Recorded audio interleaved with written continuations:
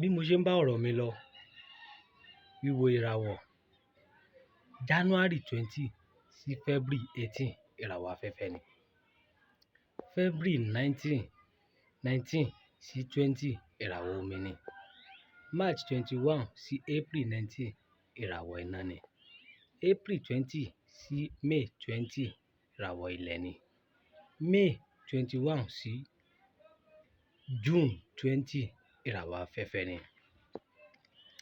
June 21 sí July 22 ìràwọ̀ omi ni. July 23 sí August 22 ìràwọ̀ iná ni. August 23 sí September 22 ìràwọ̀ ilẹ̀ ni.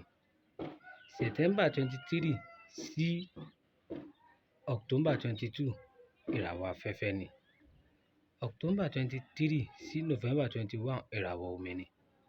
November 22 sí December 1 ìràwọ̀ iná ni. December 22 sí January 19 ìràwọ̀ ilẹ̀ ni.